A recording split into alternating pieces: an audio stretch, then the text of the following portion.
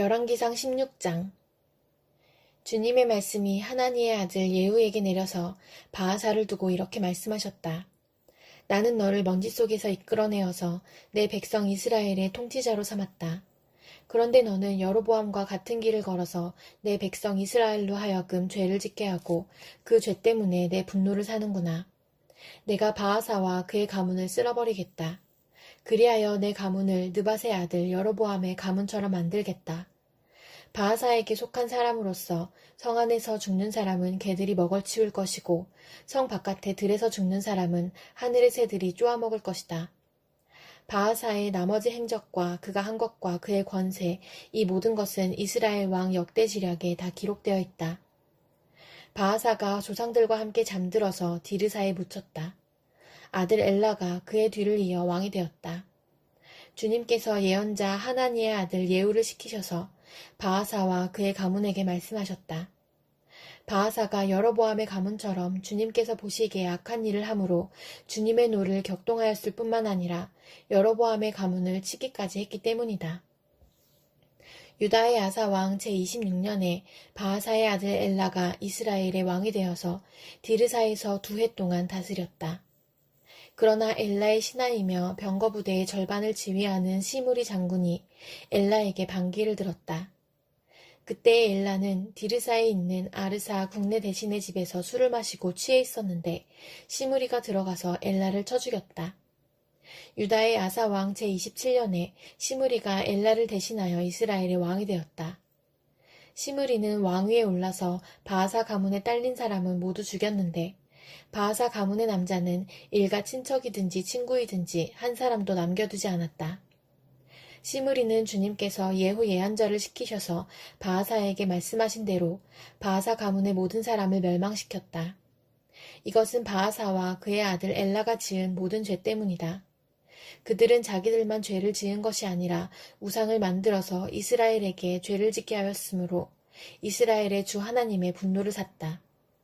엘라의 나머지 행적과 그가 한 일은 이스라엘 왕 역대지략에 다 기록되어 있다. 유다의 아사왕 제27년에 시므리는 디르사에서 이스라엘의 왕이 되었으나 그의 통치는 7일 만에 끝났다. 시므리가 엘라를 살해하고서 왕위를 차지할 그 무렵에 이스라엘 군대는 블레셋에 속한 기쁘돈을 치려고 포진하고 있었다. 그러나 진을 치고 있던 군대는 시므리가 반역하여 왕을 살해하였다는 소식을 듣고서 바로 그 진에서 그날로 군사령관인 오므리 장군을 온 이스라엘의 왕으로 세웠다. 오므리는 온 이스라엘을 이끌고 기쁘돈으로부터 올라와서 디르사를 포위하였다. 이때 시므리는 그 성읍이 함락될 것을 알고는 왕궁의 요새로 들어가서 그 왕궁에 불을 지르고 그 불길 속으로 들어가서 자기도 불에 타 죽었다. 이것은 시므리가 주님께서 보시기에 악행을 하고 여로보암의 길을 따라가서 이스라엘에게 죄를 짓게 한 그 죄 때문에 생긴 일이다. 시므리의 나머지 행적과 그가 꾀한 모반에 관한 것은 이스라엘 왕 역대지략에 기록되어 있다. 그때 이스라엘 백성은 둘로 나뉘어 그 절반은 기낫의 아들 디브니를 따라가서 그를 왕으로 삼았고 그 나머지는 오므리를 따랐다. 그러나 오므리를 따르는 백성이 기낫의 아들 디브니를 따르는 백성보다 강하여서 디브니는 살해되고 오므리는 왕이 되었다. 유다의 아사왕 제31년에 오므리는 이스라엘의 왕이 되어서 12해 동안 다스렸는데 6해 동안은 디르사에서 다스렸다. 그는 세멜렉에서 은 2달란트를 주고 사마리아 산지를 사들였다. 그리고 그 산에다가 도성을 건설하였는데 그 산의 소유자인 세멜의 이름을 따라서 그 도성의 이름을 사마리아라고 하였다. 오므리가 주님께서 보시기에 악한 일을 하였는데 그 일의 악한 정도는 그의 이전에 있던 왕들보다 더 심하였다. 그는 느밧의 아들 여로보암이 걸은 모든 길을 그대로 따랐다. 오므리는 이스라엘에게 죄를 짓게 하고 또 우상을 만들어서 이스라엘의 하나님께서 진노하시게 하였다. 오므리가 한 나머지 행적과 그가 부린 건세는 이스라엘 왕 역대지략에 모두 기록되어 있다. 오므리는 그의 조상들과 함께 잠들어서 사마리아에 묻히고 그의 아들 아합이 그의 뒤를 이어서 왕이 되었다. 유다의 아사왕 제38년에 오므리의 아들 아합이 이스라엘의 왕이 되어서 사마리아에서 이스라엘을 22해 동안 다스렸다. 오므리의 아들 아합은 그 이전에 있던 왕들보다 더 심하게 주님께서 보시기에 악한 일을 하였다. 그는 느밧의 아들 여로보암의 죄를 따라가는 정도가 아니라 오히려 더 앞질렀다. 그는 시돈 왕 엣바알의 딸인 이세벨을 아내로 삼았으며 더 나아가서 바알을 섬기고 예배하였다. 또 그는 사마리아에 세운 바알의 신전에다가 바알을 섬기는 제단을 세우고 아세라 목상도 만들어 세웠다. 그래서 그는 그 이전에 이스라엘 왕들보다 더 심하게 주 이스라엘의 하나님을 진노하시게 하였다. 아합 시대에 베델 사람 히엘이 여리고를 건축하였다. 주님께서 눈의 아들 여호수아를 시켜서 하신 주님의 말씀대로 그는 그 성의 기초를 놓으면서는 그의 맏아들 아비람을 잃었고 성문을 달면서는 그의 막내 아들 수굽을 잃었다. 골로새서 3장. 그러므로 여러분이 그리스도와 함께 살려주심을 받았으면 위에 있는 것들을 추구하십시오. 거기에는 그리스도께서 하나님의 오른쪽에 앉아 계십니다. 여러분은 땅에 있는 것들을 생각하지 말고 위에 있는 것들을 생각하십시오. 여러분은 이미 죽었고 여러분의 생명은 그리스도와 함께 하나님 안에 감추어져 있습니다. 여러분의 생명이신 그리스도께서 나타나실 때에 여러분도 그분과 함께 영광에 쌓여 나타날 것입니다. 그러므로 땅에 속한 지체의 일들, 곧 음행과 더러움과 정욕과 악한 욕망과 탐욕을 죽이십시오. 탐욕은 우상 숭배입니다. 이런 것들 때문에 순종하지 않는 자들에게 하나님의 진노가 내립니다. 여러분도 전에 그런 것에 빠져서 살 때에는 그렇게 행동하였습니다. 그러나 이제 여러분은 그 모든 것, 곧 분노와 격분과 악의와 회방과 여러분의 입에서 나오는 부끄러운 말을 버리십시오. 서로 거짓말을 하지 마십시오. 여러분은 옛사람을 그 행실과 함께 벗어버리고 새 사람을 입으십시오. 이 새 사람은 자기를 창조하신 분의 형상을 따라 끊임없이 새로워져서 참 지식에 이르게 됩니다. 거기에는 그리스인과 유대인도 할례받은 자와 할례받지 않은 자도 야만인도 수구디아인도 종도 자유인도 없습니다. 오직 그리스도만이 모든 것이며 모든 것 안에 계십니다.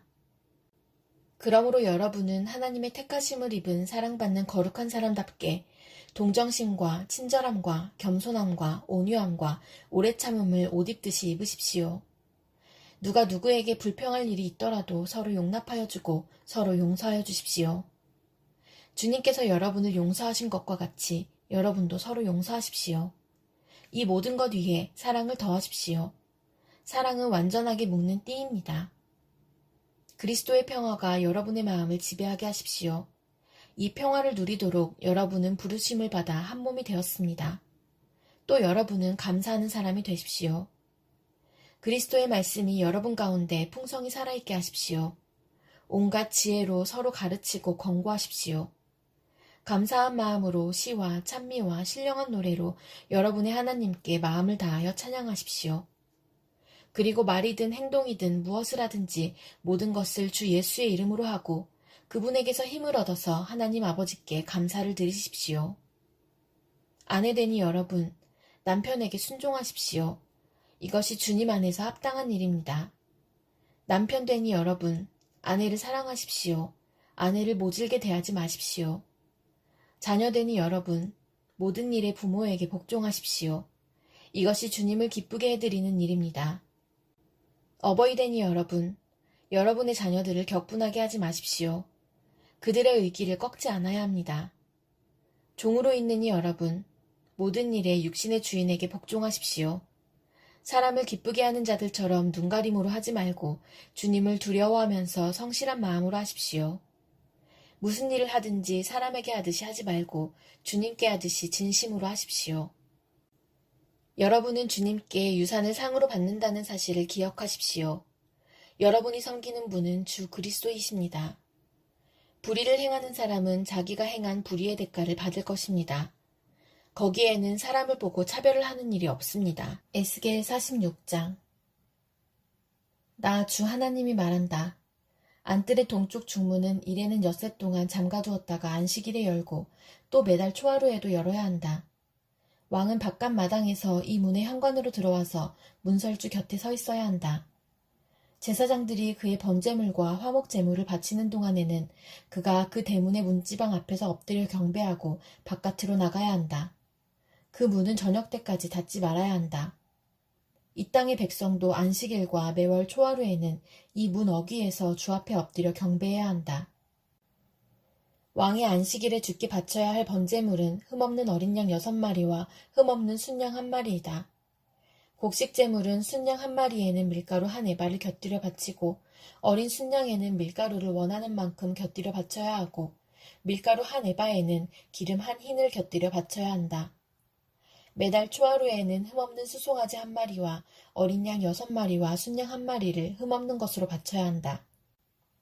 또 곡식 제물로는 수송아지 1마리에는 밀가루 1에바를, 순양 1마리에도 밀가루 1에바를, 어린 양에는 그가 원하는 만큼 곁들여 바칠 것이며 밀가루 1에바에는 기름 1흰을 곁들여 바쳐야 한다.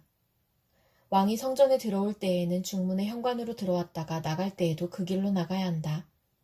그러나 이 땅의 백성이 성회 때에 주 앞에 나아올 경우에는 북쪽 문으로 들어와서 경배한 사람은 남쪽 문으로 나가고 남쪽 문으로 들어온 사람은 북쪽 문으로 나가야 한다. 누구든지 들어온 문으로 되돌아 나가서는 안 되며 반드시 똑바로 앞쪽으로 나가야 한다.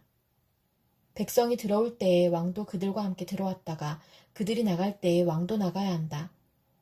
모든 절기와 성회 때에 바칠 곡식 제물은 수송아지 1마리에는 밀가루 1에바를 곁들이고 순양 1마리에도 밀가루 1에바를 곁들이고 어린 순양에는 원하는 만큼 곁들여 바치고 밀가루 1에바에는 기름 1흰을 곁들여 바쳐야 한다.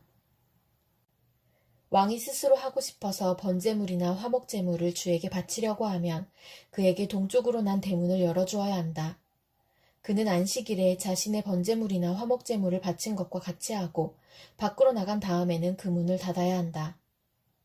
또 너는 매일 주에게 1년 된 흠없는 어린 양 하나를 번제물로 바쳐야 한다.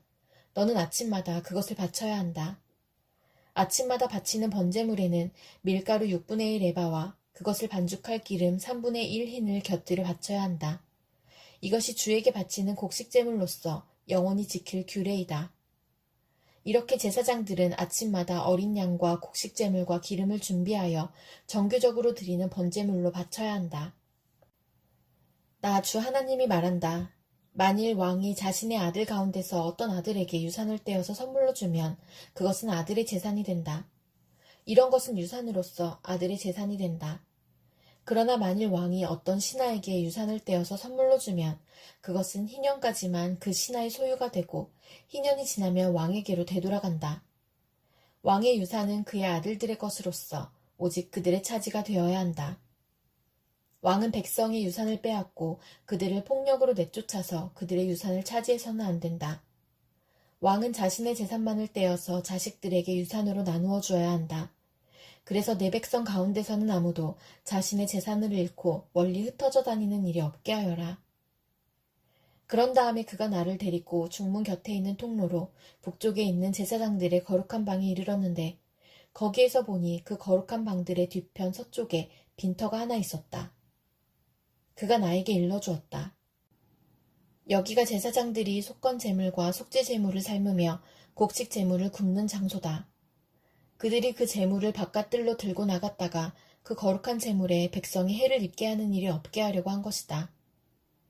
또 그가 나를 바깥들로 데리고 나가서 그 뜰의 네 구석으로 나를 데리고 다녔는데 보니 구석마다 뜰이 하나씩 있었다. 그 뜰의 네 구석에는 담으로 둘린 작은 뜰들이 있었고 그 길이는 40자요 너비는 30자였다. 이렇게 네 뜰의 크기가 같았다. 그 작은 네 뜰에는 돌담이 둘러쳐 있었고 그 돌담 밑으로 돌아가며 고기를 삶는 솥이 걸려 있었다. 그가 내게 일러주었다. 이곳은 성전에서 시중 드는 사람들이 백성의 희생제물을 삶는 부엌이다.